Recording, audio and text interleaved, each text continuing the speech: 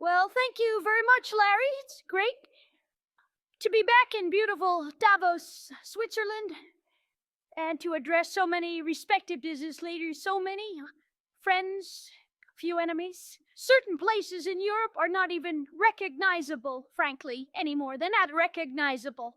And we can argue about it, but there's no argument.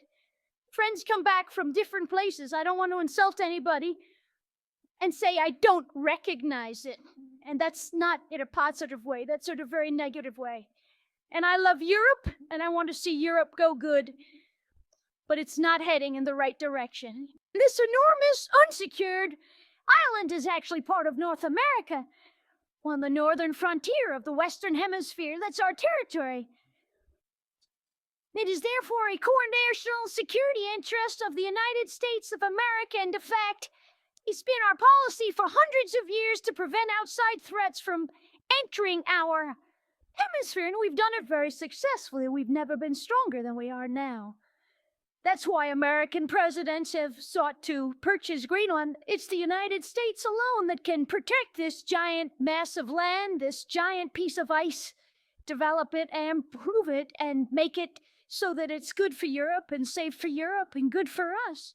And that's the reason I'm seeking immediate negotiations to once again discuss the acquisition of Greenland by the United States, just as we have acquired many other territories throughout our history, as many of the European nations have. They've acquired, there's nothing wrong with it. We probably won't get anything unless I decide to use excessive strength and force, where we would be, frankly, unstoppable.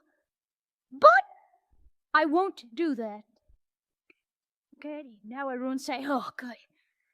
That's probably the biggest statement I made, because people thought I would use force. I don't have to use force. I don't want to use force. I won't use force. But the problem with NATO is that we'll be there for them 100%. But I'm not sure that they'd be there for us if we gave them the call. Gentlemen, we are being attacked. We're under attack by such and such a nation. I know them all very well. I'm not sure that they'd be there. I know we'd be there for them. I don't know that they'd be there for us. We're building the Golden Dome. That's going to, just by its very nature, going to be defending Canada. Canada gets a lot of freebies from us, by the way. They should be grateful also, but they're not. I watched your Prime Minister yesterday. He wasn't so grateful.